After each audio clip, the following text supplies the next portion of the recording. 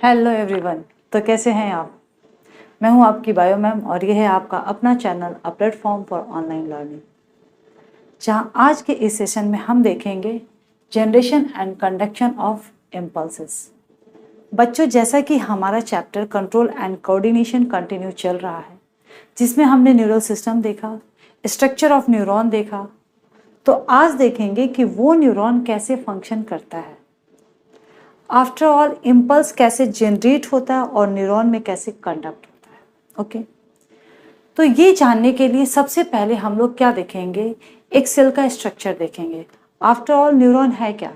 Neuron is a type of cell, specialized cells of nerve fibres, you can say. तो हम लोग पहले क्या देखेंगे, एक सेल का स्ट्रक्चर। कोई भी सेल रेस्टिंग कंडीशंस में क्या होता है? रेस्टिंग कंडीशंस में हम जब किसी भी सेल को देखते हैं तो उसका ये प्लाज्मा मेम्ब्रेन है। सपोज मान लो प्लाज्मा मेम्ब्रेन के बाहर में plus positive ions maximum number में पाए जाते हैं। ओके, और अंदर वाले कंडीशंस में सेल के इनसाइड मतलब प्लाज्मा मेम्ब्रेन के बिल्कुल नज़दीक नेगेटिव आयंस पाए जाते हैं। ठीक है, इसके अलावा सोडियम आयन का कंसंट्रेशन बाहर में ज़्यादा होता है और पोटेशियम आयन का कंसंट्रेशन बाहर में कम होता है।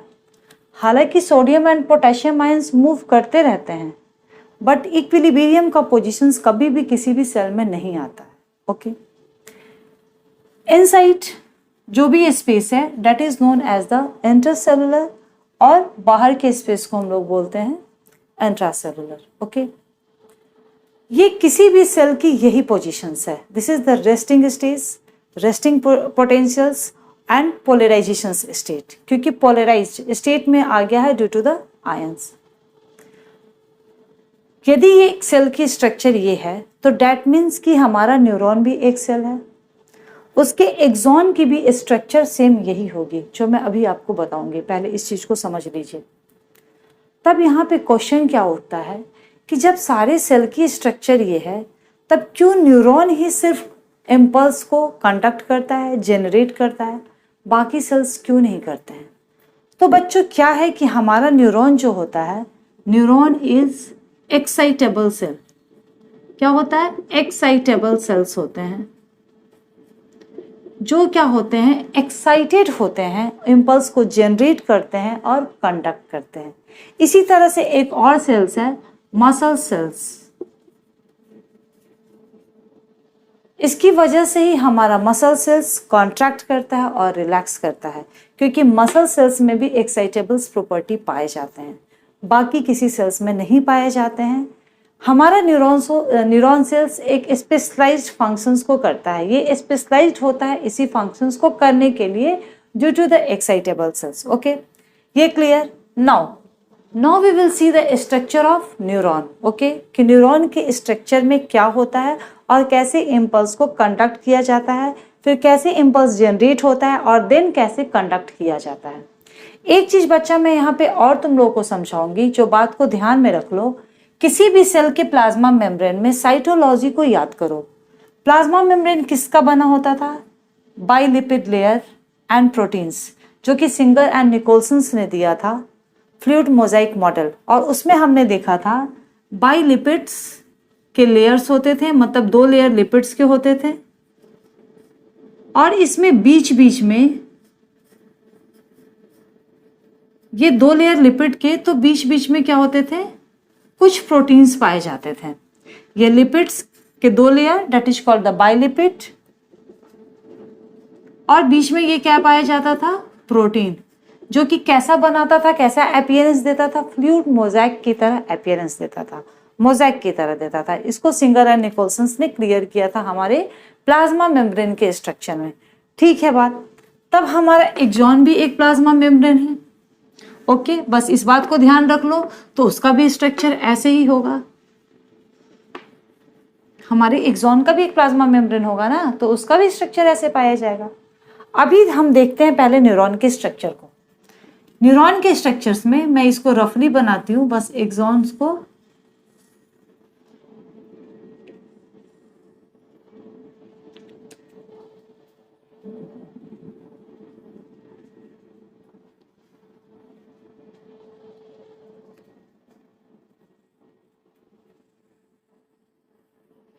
This is the axon. Okay, हमें यही पढ़ना है, इसी को देखना है, इसलिए मैं एक्सॉन काफी बड़ा बनाई हूं। ये जो हमारा था वो डेंड्राइट था, चलो इसको छोड़ दो।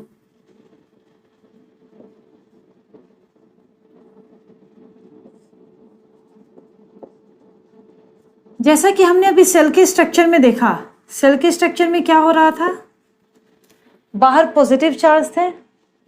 ओके, हमने ये पॉजिटिव चार्ज बना दिया। ये हमारे रेस्टिंग स्टेज की कंडीशन है। जब हमारा न्यूरॉन रेस्टिंग कंडीशन में होता है तो इसका स्ट्रक्चर इस तरह से होता है कि प्लाज्मा मेम्ब्रेन के बाहर पॉजिटिव आयन का कंसंट्रेशन होता है और प्लाज्मा मेम्ब्रेन के भीतर, मतलब इनसाइड द प्लाज्मा मेम्ब्रेन, और ये किसका प्लाज्मा मेम्ब्रेन है, एक्सॉन का प्लाज्मा मेम्ब्रेन है, because this is axon.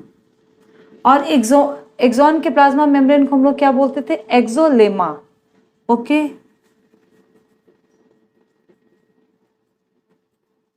Clear. इसके inside the plasma membrane there will be the concentration of negative ion. Okay, concentration of the negative ion. तो सबसे पहले हमें इसी चीज को समझना है, ओके, कि हमारा जो रेस्टिंग स्टेट है, that is called the resting potential state, उस समय हमारे एक्सॉन का जो पोजीशंस है उसके मेम्ब्रेन का, बाहर में पॉजिटिव और अंदर में नेगेटिव आयंस के कंसंट्रेशन ज्यादा होते हैं। ओके, और this is called the polarized state. Okay, but sodium ion का कंसंट्रेशन बाहर ज्यादा होता है और पोटेशियम आयन का कंसंट्रेशन अंदर ज्यादा होता है। क्योंकि बाहर यदि पॉजिटिव है और अंदर नेगेटिव है, इसका मतलब ये नहीं है कतई कि अंदर सोडियम नहीं है, अंदर पोटेशियम नहीं है, अंदर बाकी प्रोटीन्स नहीं है। नेगेटिव आयंस मैक्सिमम नंबर में है, बट साथ में पोटेशियम आयंस भी हैं, कुछ सोडियम आयंस भी हैं, प्रोटीन्स भी हैं। लेकिन सोडियम आयन से ज्यादा कंसंट्रेशन किसका है, यहाँ पे पोटेशियम आयंस ज्यादा मात्रा में पाए जाते हैं, क्योंकि एक्सोलेमा की एफिनिटी, एक्सोप्लाज्म की एफिनिटी पोटेशियम आयन के लिए ज्यादा होती है सोडियम आयन के कंपेयर में। इसलिए सोडियम आयन का कंसंट्रेशन कहाँ होता है, बाहर में ज्यादा होता है, प्लाज्मा मेम्ब्रेन के बाहर में ज्यादा होता है। ये तो हमारा पहला स्टेज हुआ, that is known as the resting potential state, और इसको हम लोग बोल सकते हैं पोलराइजेशन का स्टेट। ये पोलराइजेशन स्टेट को क्यों अकर्स करता है हमारा एक्सॉन जो है, ये इसकी वजह क्या होती है, एक्चुअली क्या होता है, ये परमिएबल है तो मूवमेंट तो होता रहेगा। जब मूवमेंट में कभी सोडियम आयन का कंसंट्रेशन यहाँ बहुत ज्यादा हो गया, यहाँ पोटेशियम का कंसंट्रेशन ज्यादा हो गया, तब कौन काम करता है, सोडियम पोटेशियम पंप। क्या काम करता है, सोडियम पोटेशियम पंप। जो सोडियम पोटेशियम पंप क्या करता है, मैं यहां पे एक पंप बना रही हूं,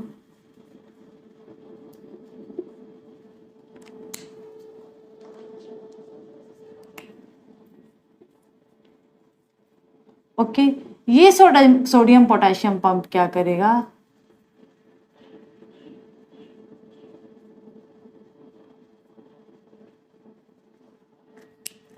अंदर से दो पोटेशियम को बाहर ले जाएगा। एक सेकेंड, हाँ, ये पोटेशियम पंप क्या करता है, अंदर से 3 सोडियम पंप को लोड करके बाहर ले जाएगा, 3 सोडियम को, सॉरी पंप को नहीं, और 2 पोटेशियम को अंदर लेकर आएगा। मतलब सोडियम बाहर ज्यादा निकालेगा, फिर पोटेशियम को अंदर ले आएगा। इस तरह से ये कंसंट्रेशन ग्रेडियंट मेंटेन रहता है, ये पोलराइजेशन का स्टेट मेंटेन रहता है। इसकी बात हम बाद में करेंगे। अब देखते हैं जो कंडक्शन और जनरेशन इम्पल्स होता है उसमें मेनली जो होते हैं हमारे 3 स्टेट होते हैं। First state is the polarization, second state is the depolarisation,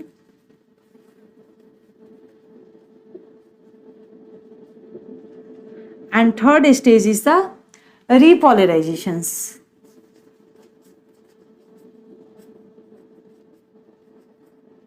clear. इन दोनों के बीच में एक स्टेट आता है, that is known as the hyperpolarizations. हाइपरपोलराइजेशंस। बच्चे ये टॉपिक थोड़ा ज़्यादा मुश्किल तो नहीं है, बट थोड़ा इसमें ध्यान देने की ज़रूरत है। इसको ध्यान देना, इसलिए मैं बार बार रिपीट कर रही हूँ। ये हमारा जो एक्सॉन है अभी पोलराइज्ड स्टेट में है, रेस्टिंग पोटेंशियल्स के स्टेट में है। जब यहाँ पे हम माइक्रो इलेक्ट्रोड से रीडिंग करते हैं तो अंदर का जो हमारा वोल्ट होता है, रीडिंग आता है, that is the -70 milli volt. Okay, that is the -70 milli volt. Clear? Okay, now अब ये -70 मिली वोल्ट हो गया रीडिंग। रेस्टिंग पोटेंशियल्स का कंडीशन है हमारा फर्स्ट। अब हमने क्या बताया था कि हमारे जो एक्सोलेमा होते हैं या जो भी प्लाज्मा मेम्ब्रेन है, वहां मैं क्या बताई थी कि कुछ चैनल्स होते हैं, प्रोटीन्स लाइक चैनल्स होते हैं जो आयंस को मूवमेंट करने में हेल्प करते हैं या मूव करने देते हैं। तो तुम यहाँ पे पढ़ोगे there are the 4 types of the channels. पहला क्या होता है हमारा? Leaky channel. फर्स्ट क्या है? Leaky channel. तो लीकी चैनल तो ये मूवमेंट करने देता है सोडियम और पोटेशियम्स को, बट ये सोडियम के लिए इम्परमिएबल होता है, तो सोडियम को कम ही मूव करने देता है, बट पोटेशियम्स मूव करता रहता है। थोड़े बहुत पोटेशियम्स बाहर जाते रहते हैं। दूसरा जो चैनल है that is known as the voltage gated channel.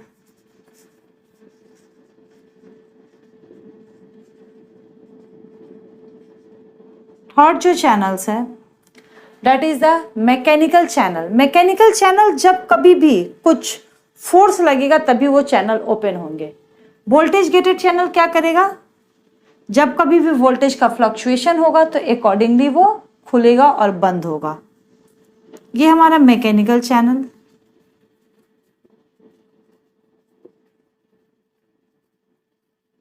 Mechanical channel force, कुछ भी फोर्स एक्सर्ट हुआ या टच हुआ तब मैकेनिकल चैनल्स जो हैं वो ओपन हो जाएंगे। And fourth is the sodium potassium pump. Sodium potassium pump कैसे काम करेगा? ये ट्रांसपोर्टेशन में हेल्प करेगा, एक्टिव ट्रांसपोर्टेशन होगा, because there will be utilization of energy in the form of ATP.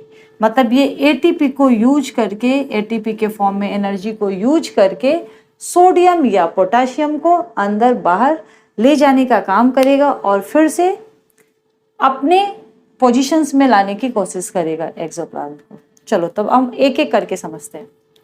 हमारा फर्स्ट स्टेज जो था वो that is the polarization state.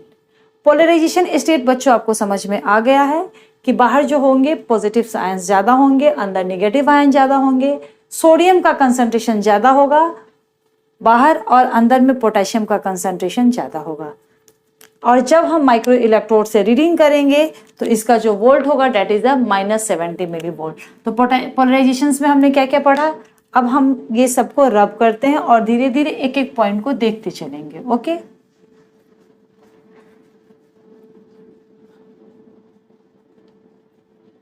Now see इन पोलराइजेशंस में हमने क्या देखा? अंदर की जो रीडिंग थी that is the -70 milli volt.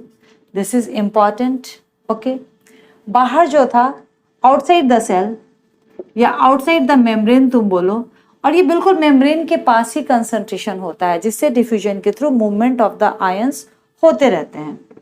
Outside the cell या membrane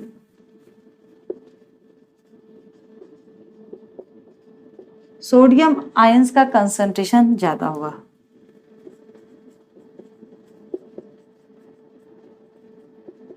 is higher than inside। इसी तरह से inside the cell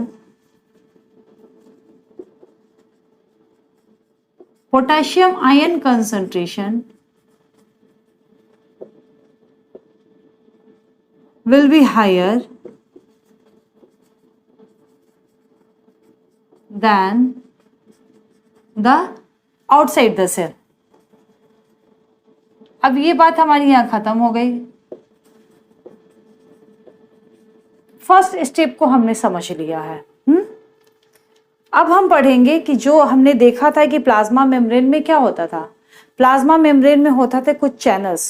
plasma membrane में कुछ चैनल्स होते थे, प्रोटीन चैनल्स। ओके, तो यहाँ भी कुछ चैनल्स की बात हमने चर्चा की थी। यहाँ पे लीकी चैनल्स होते हैं, वोल्टेज गेटेड चैनल होते हैं।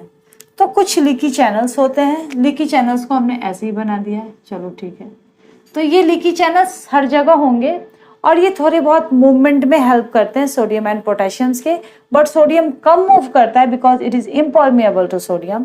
ये कुछ कंडीशंस होंगे तभी सोडियम्स बाहर से अंदर आते हैं। दूसरे चैनल की हमने बात की, voltage gated channel. Voltage gated channel, मान लो ये वोल्टेज गेटेड चैनल, ठीक है, ये अभी बंद है, ये अभी बंद है, ठीक है, वोल्टेज गेटेड चैनल्स ये सब अभी बंद है। कुछ सोडियम वोल्टेज गेटेड चैनल होंगे, कुछ पोटेशियम गेटेड चैनल होंगे। ओके, तो ये Na+ है, ये पोटेशियम प्लस है, ये Na+ है, ये फिर पोटेशियम प्लस है। इस तरह से पूरे मेम्ब्रेन के पास होंगे। Okay okay, clear. तीसरा चैनल जो होता है that is the mechanical channel. Mechanical channels जो होंगे हमारे यहाँ डेंड्राइट्स के पास प्रेजेंट रहेंगे। Okay, clear. और हमारा पंप रहेगा, ठीक है। अभी ये हमारे चैनल सब क्लोज हैं, जब ये ऐसे मैं खोल दूंगी तो ये चैनल्स ओपन हो जाएंगे। ओके, ये सारे चैनल्स अभी हमारे क्लोज हैं।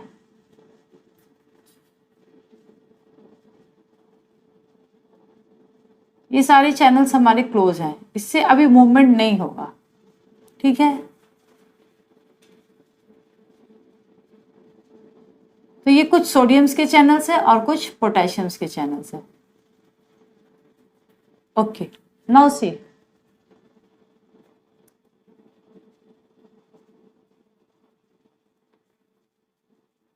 फर्स्ट कंडीशन हमने समझ लिया था।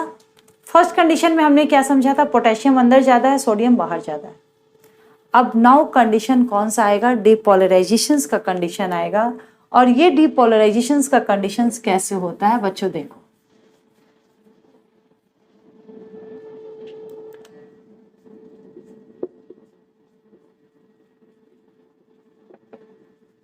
डिपोलराइजेशंस, फर्स्ट स्टेज पोलराइजेशंस में हमारा न्यूरॉन बिल्कुल रेस्टिंग मोड में है, रेस्ट में है।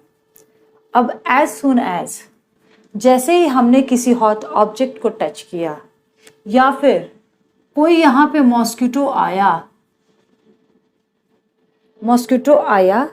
बाइट किया, काटा, तुम्हारा क्या हुआ, वहां पे कुछ फोर्स लगा, टच हुआ, मॉस्किटो टच किया, जिससे तुम्हारे जो ये मैकेनिकल चैनल्स थे वह ओपन हो जाएंगे।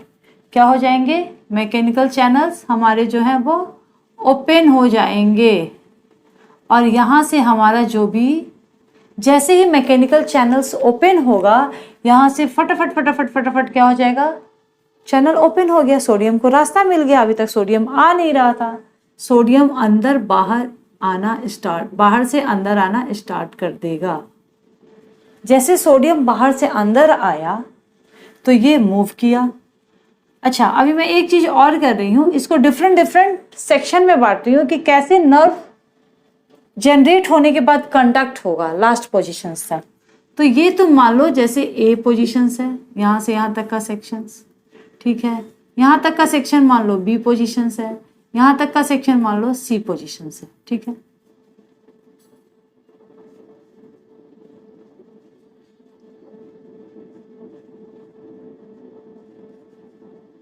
चलो अभी देखो, ये हमारे पोटेशियम चैनल्स है, पोटेशियम चैनल है। Okay, clear.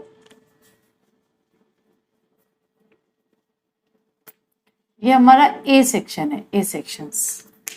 ये मैं बताऊंगी कि मैं क्यों बनाई हूं ए सेक्शन और बी सेक्शंस। अब जैसे ही यहाँ पे सोडियम आया, यहाँ से मैकेनिकल चैनल खुला, क्योंकि मॉस्किटो टच हुआ, यहाँ पे मॉस्किटो ने काटा तो कुछ टच हुआ, टच होने से मैकेनिकल चैनल्स खुल गए। मैकेनिकल चैनल के खुलते ही सोडियम का कंसंट्रेशन यहाँ ज़्यादा होना स्टार्ट हुआ, सोडियम मूव किया। मूव करने के बाद कहाँ आया, सोडियम इस पोर्शन में, ए वाले पोर्शन में आ गया। यहाँ पे वोल्टेज क्या था, -70 MV, ठीक है। जैसे ही कुछ सोडियम आए तो इसका वोल्टेज घट के क्या हो गया, -60 MV, क्लियर। क्योंकि हमारा पहले पॉजिटिव था, निगेटिव था, निगेटिव पे कुछ प्लस चार्जेज आ रहा है ना, सोडियम क्या है, प्लस चार्ज है, तो ये माइनस क्या हो जाएगा, यदि हम -70 उसमें +10 ऐड कर दिए तो क्या हो जाएगा, -60 हो जाएगा। फिर और प्लस ऐड करें तो और वो -50 हो जाएगा, -40 हो जाएगा, -30 हो जाएगा। ऐसे ही हमारा जो है पोटेंशियल डिक्रीज करता चला जाएगा जैसे जैसे हम लोग पॉजिटिव चार्ज को वहां पे एक्यूमुलेट करना स्टार्ट करेंगे। ओके, अब जैसे ये -60 MV हुआ तो that is known as the threshold force. Okay, तो एक थ्रेशोल्ड फोर्स एग्जर्ट होता है और सोडियम चैनल्स वहां के खुल जाते हैं। सोडियम जो वोल्टेज गेटेड चैनल था, सोडियम का जो वोल्टेज गेटेड चैनल था वह खुल जाएगा। कैसे खुला सोडियम गेटेड चैनल, मच्छर ने काटा या मच्छर टच किया, फोर्स लगा, या तुम हॉट ऑब्जेक्ट को ही टच किए, किसी भी चीज को टच किए, कोई भी सिग्नल तुम्हारे डेंड्राइट्स को मिला तो मैकेनिकल गेट यहाँ पे ओपन हुआ, सोडियम अंदर आया, सोडियम मूव किया, और जिस पोर्शन में मूव किया वहां पे अभी क्या हुआ, जो माइनस था उसको -70 को -60 में चेंज कर दिया, जिसने थ्रेशोल्ड फोर्स एक्सर्ट किया, और वहां का जो वोल्टेज गेटेड चैनल था सोडियम वाला, पोटेशियम वाला नहीं, पोटेशियम वाला भी नहीं खुलेगा। सोडियम गेटेड चैनल्स दोनों के हैं, वोल्टेज गेटेड चैनल सोडियम और पोटेशियम दोनों के हैं, बट पोटेशियम वाले चैनल अभी बंद रहेंगे। ओके, ये देखो potassium gated channel, potassium gated channels अभी क्या रहेंगे, अभी वो क्लोज रहेंगे, ये नहीं खुलेंगे। बस सोडियम वोल्टेज गेटेड चैनल यहाँ पे ओपन हो जाते हैं। क्लियर, चलो यहाँ पे ओपन हो गए। जब यहाँ पे ओपन हो गए तो यहाँ से भी धड़ाधड़ सारे सोडियम क्या हो जाएंगे, अंदर आने स्टार्ट हो जाएंगे। सारे सोडियम यहाँ पे भी अंदर आ गए। चलो ठीक है, मतलब सोडियम का एक्यूमुलेशन यहाँ पे होना स्टार्ट हो गया, मतलब पॉजिटिविटी बढ़ती जा रही है, बढ़ती जा रही है, बढ़ती जा रही है। इसका मतलब -70 से -60, -50, -40, -30, और ऐसे ऐसे करते करते -20, 10, 0, 0 से फिर क्या आ जाएगा, 10, 20, 30 मिलीवोल्ट, और किसी किसी में 50 मिलीवोल्ट भी सुनोगे, कोई कोई 50 मिलीवोल्ट तक भी बताते हैं। ठीक है, तो यहाँ पे क्या पोजीशन हो गया, यहाँ पे क्या पोजीशंस हो गया हमारे एक्सॉन के अंदर का जो रेस्टिंग पोटेंशियल था, अभी क्या आ गया, ये आ गया +30 MV। क्या आ गया, +30 MV। मैं थोड़ा बड़ा कर देती हूँ क्योंकि मुझे इसमें समझाना ज्यादा है। MV तो हो गया, ठीक है। चलो 30 MV होते ही क्या हो जाता है हमारा, यहाँ पे एक्शन पोटेंशियल जनरेट होता है। लेकिन इसके जैसे ही एक्शन पोटेंशियल जनरेट होगा, सोडियम जो गेट होगा वो बंद, सोडियम गेट बंद। सोडियम गेट कब खुला था, -60 MV में, जब थ्रेशोल्ड फोर्स लगे थे।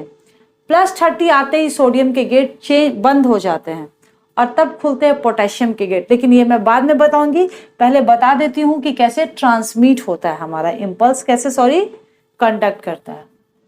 सोडियम के अभी गेट बंद हो गया क्योंकि यहाँ पे +30 ऑलरेडी हो चुका है, ठीक है।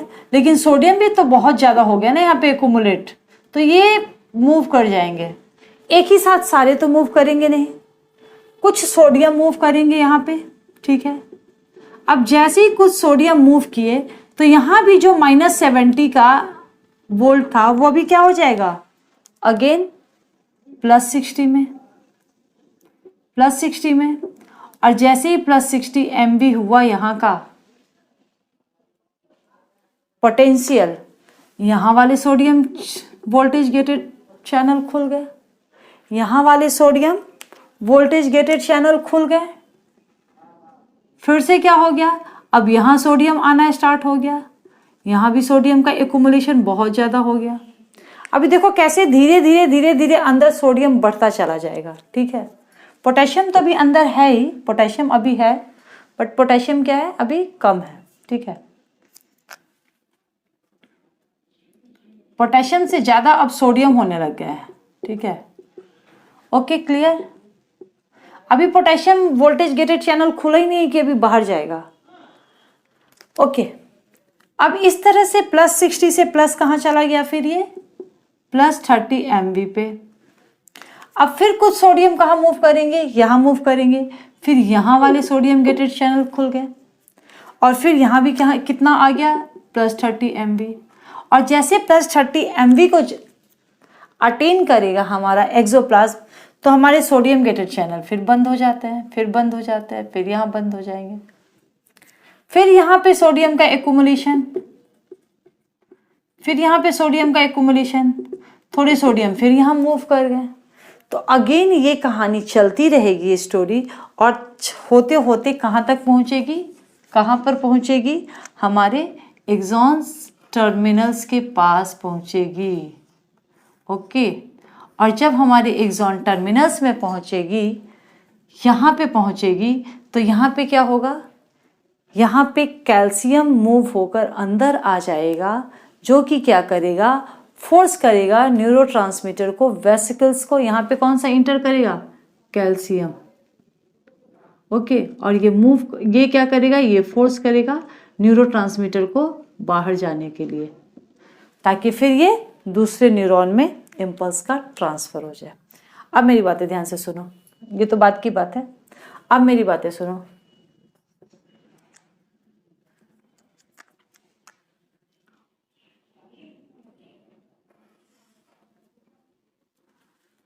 मैंने क्या बताया, एक्सॉन हमारा रेस्टिंग स्टेज में है, जहाँ पे प्लस चार्ज ज़्यादा यहाँ पे है और नेगेटिव चार्जेस यहाँ पे है।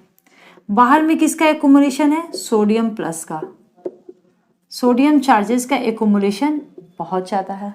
अंदर क्या है, पोटेशियम चार्जेस है। हमारा जो अंदर का वोल्टेज जो है 70 MV है, ठीक है। This is called the resting potential state and polarizations इसको बोलते हैं, पोलराइजेशंस की अवस्था। लेकिन जैसे ही सिग्नल मिलते हैं, सोडियम अंदर एंटर करते हैं डेंड्राइट के थ्रू, और जिस सेक्शंस में सोडियम आ जाते हैं वहाँ पे हमारा क्या होता है, सोडियम वोल्टेज गेटेड चैनल्स खुल जाते हैं। ओके, और बहुत ज़्यादा सोडियम अंदर आना स्टार्ट हो जाता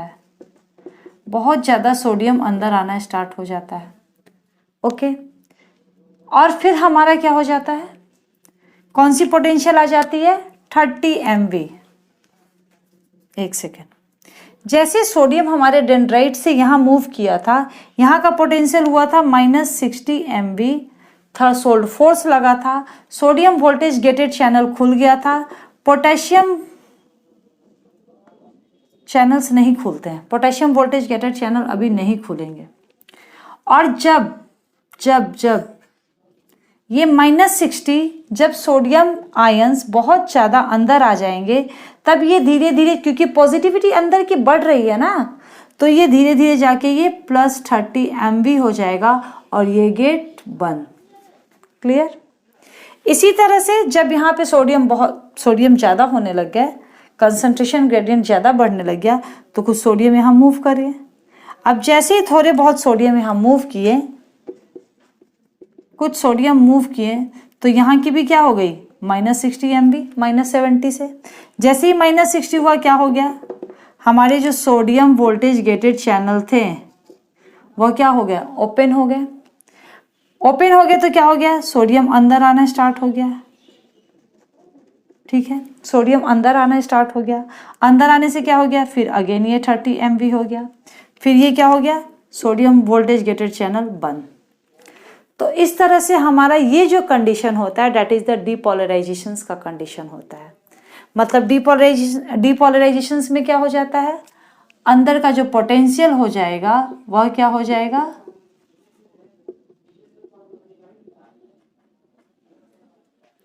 $30 MV प्लस। तो हम लोग लिखते नहीं, इसे नहीं लिखो, ओके। अब अंदर तो मच गई गदर, सोडियम भी अंदर, पोटेशियम भी अंदर। अभी तक पोटेशियम के वोल्टेज गेटेड चैनल खुले नहीं थे, लेकिन 30 MV के स्टेज को आते ही फटाफट ये पोटेशियम्स के चैनल्स खुल जाएंगे, पोटेशियम्स वोल्टेज गेटेड चैनल्स खुल जाएंगे, ठीक है। मैं पोटेशियम वोल्टेज गेटेड चैनल को इस ब्लैक कलर से दिखा देती हूँ, ओके। ये है पोटेशियम वोल्टेज गेटेड चैनल, खुल गया। अब जैसे ही पोटेशियम वोल्टेज गेटेड चैनल खुला, सारे के सारे पोटेशियम गेटेड चैनल खुला और अब क्या हुआ, ये हमारा था डीपोलराइजेशन का स्टेट।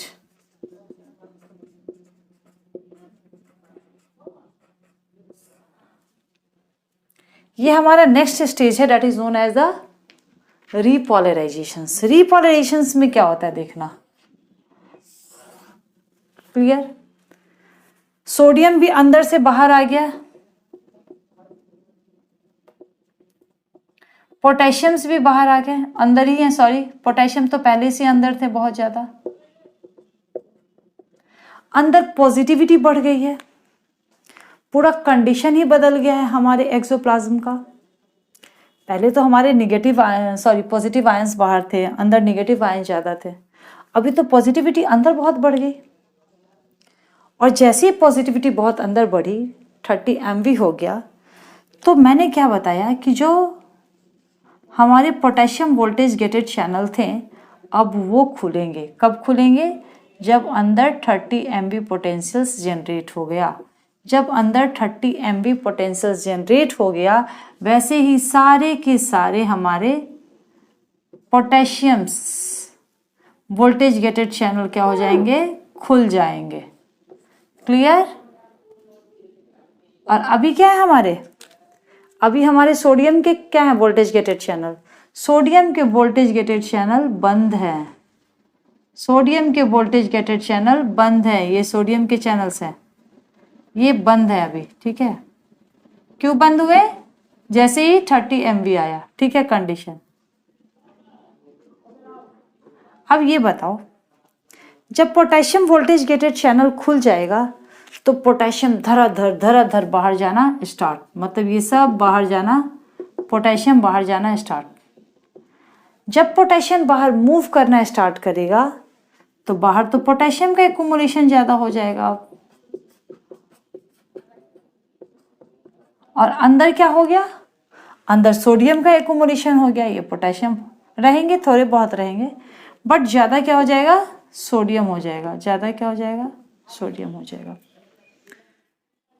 जब पॉजिटिव आयंस बाहर मूव करना स्टार्ट करेंगे तो ऑफ कोर्स अगेन पॉजिटिविटी घटना स्टार्ट हो जाएगी। जब पॉजिटिव आयन अंदर आना स्टार्ट हुए थे तो पॉजिटिविटी जो है एक्सोप्लाज्म की बढ़ रही थी। ठीक है, लेकिन जैसे ही पॉजिटिव आयन फिर से बाहर जाना स्टार्ट हुए, धीरे धीरे इसकी पॉजिटिविटी डिक्रीज होने लग जाएगी। और पॉजिटिविटी कहाँ हो जाएगी? जाके डिक्रीज होते होते इतना कम हो जाता है कि -80 MV तक पहुंच जाता है। ओके, इसका पोटेंशियल जो है -80 MV हो जाता है, इतना ज्यादा पोटेशियम बाहर चला जाता है। Okay, this stage is known as the हाइपरपोलराइजेशंस।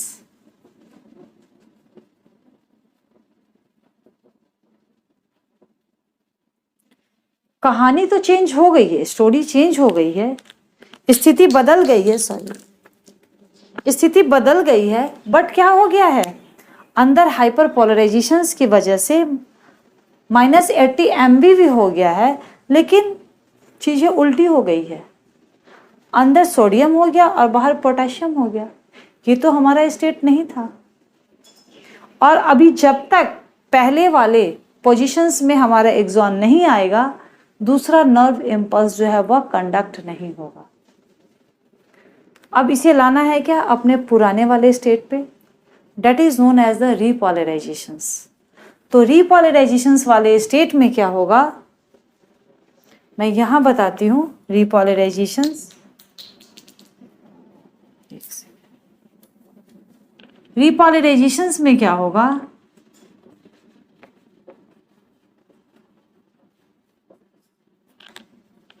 हमारा पंप काम करना स्टार्ट कर देगा। हमारा पंप कैसा था? हमारा पंप जो था ये क्या करता था? ये सोडियम पोटेशियम पंप था। ठीक है, ये क्या करता है? ये रोटेट होना स्टार्ट करेगा, ये फटाफट लोड करेगा। बाहर से 2 पोटेशियम्स को लोड करेगा, ये पोटेशियम्स को लोड किया, और अंदर से 3 सोडियम्स को लोड करके अंदर क्या करेगा? 3 सोडियम आयन को लोड करके, नहीं क्लियर नहीं है, क्लियर नहीं है, क्लियर नहीं है, क्लियर नहीं है। ओके देखो, ये हमारा पंप क्या करेगा, ये देखो,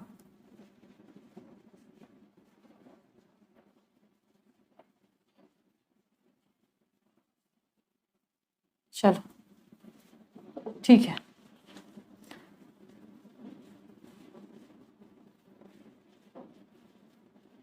ओके, अभी क्या करेगा देखो, ये बाहर से 2 पोटेशियम्स को लिया, लोड करके आया, 2 पोटेशियम को अंदर छोड़ दिया, अंदर से 3 सोडियम को लेके गया,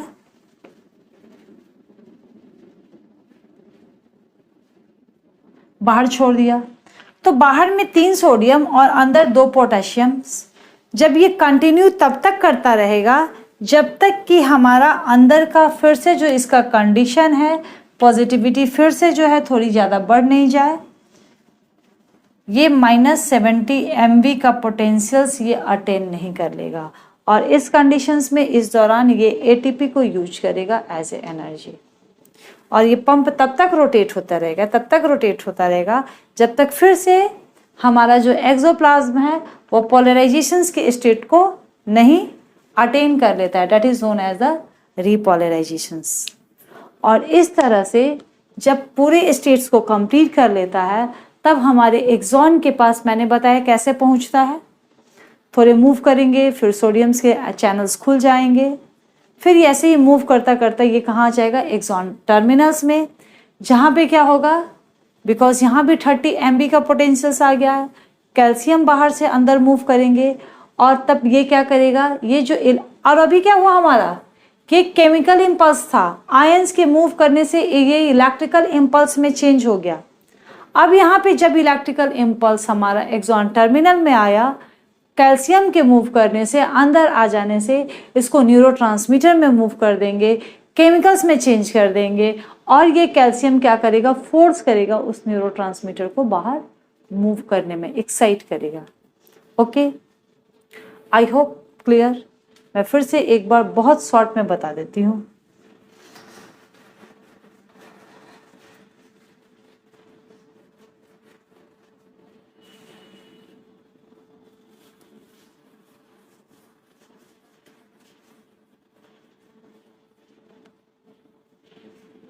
चलो, हमारा फर्स्ट स्टेज जो था दैट इज द पोलराइजेशन।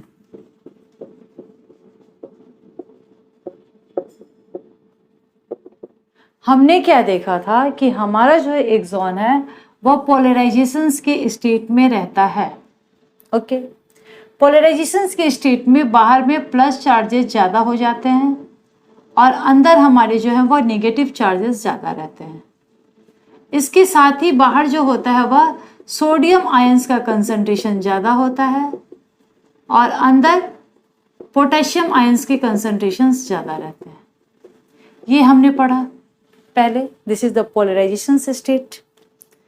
इसके बाद हम लोग जानते हैं कि बहुत सारे चैनल होते हैं हमारे प्लाज्मा मेम्ब्रेन्स के ऊपर, जो कि एक्सोलेमा में भी हमारे 4 तरह के चैनल्स थे, लीकी चैनल्स थे, वोल्टेज गेटेड चैनल्स थे, हमारा मैकेनिकल चैनल्स थे और पंप था, सोडियम पोटेशियम पंप था, जो कि मूवमेंट में हेल्प करता है।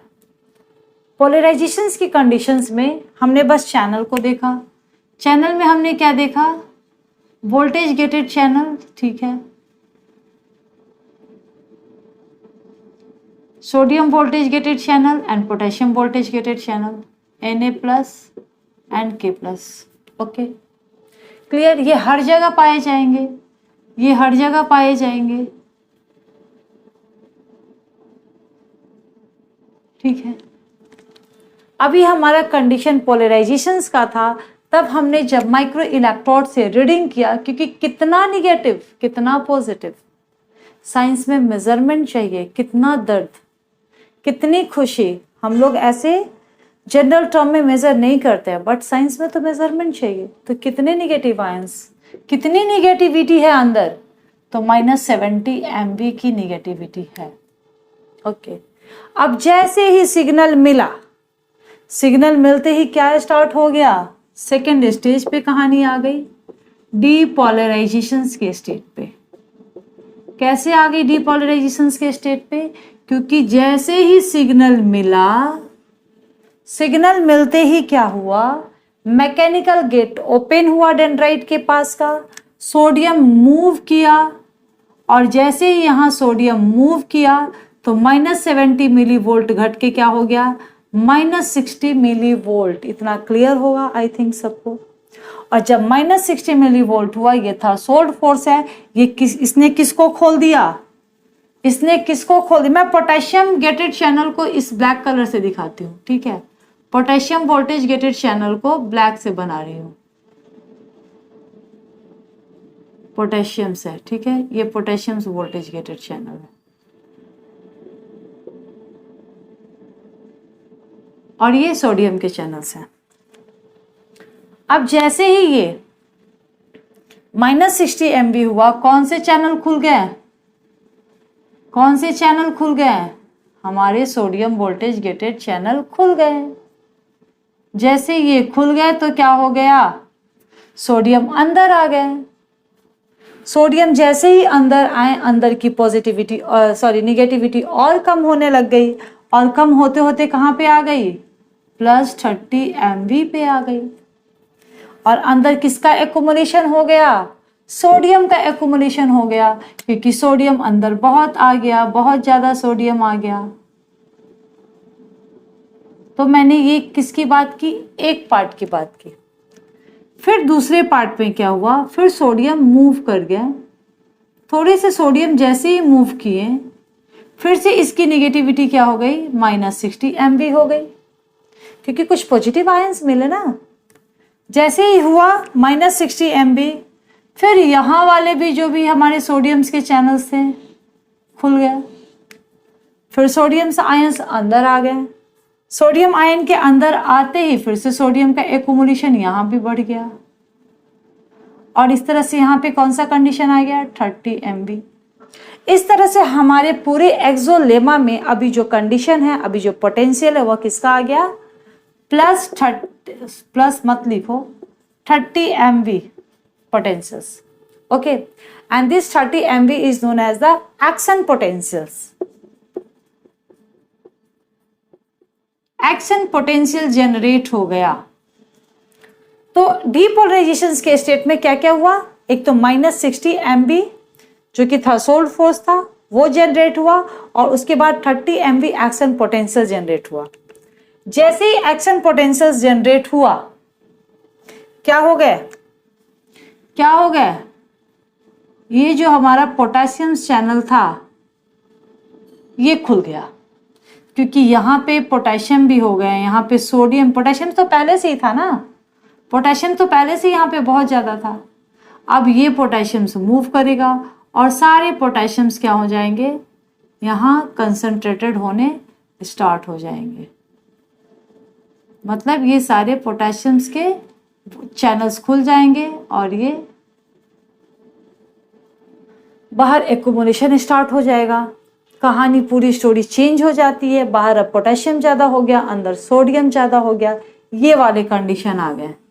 कौन से कंडीशन आ गए, ये कंडीशन कि बाहर है अब पोटेशियम, अंदर क्या है, सोडियम।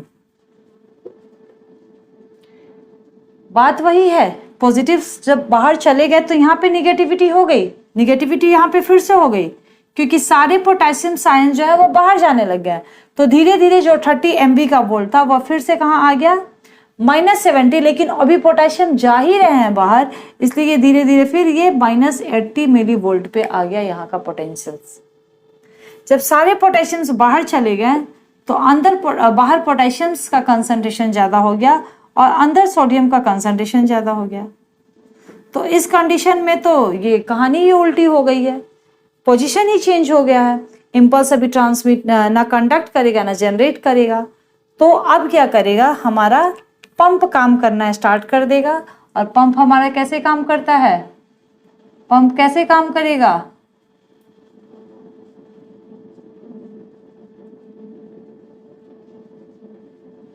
पंप क्या करेगा, यहां से 3 सोडियम को लोड करेगा, ठीक है, और यहाँ से 2 पोटेशियम्स को लोड करेगा। ये रोटेट कर जाएगा, रोटेट जैसे ही करेगा तो इसकी कंडीशन क्या हो जाएगी, अंदर 2 पोटेशियम को छोड़ देगा और बाहर 3 सोडियम को निकाल देगा। ये पंप, ये पंप ये काम करेगा, ठीक है। अंदर 2 पोटेशियम को छोड़ देगा और बाहर 3 सोडियम को निकाल देगा। ये 3 है और ये 2 है, ठीक है। इस तरह से ये बार बार रोटेट करके एटीपी को यूज करके फिर से अपने पुराने स्टेज पे ले आएगा। कौन से स्टेट पे ले आएगा, रीपोलराइजेशन के स्टेट पे। और रीपोलराइजेशन के स्टेट में क्या था, फिर से सोडियम बाहर, फिर से सोडियम बाहर, पोटेशियम अंदर, बाहर पॉजिटिव अंदर नेगेटिव, बाहर पॉजिटिव अंदर नेगेटिव। तो इसमें बट क्या हो गया था, बट क्या हो गया था, पोटेशियम बाहर चला गया था, सोडियम अंदर चला गया था।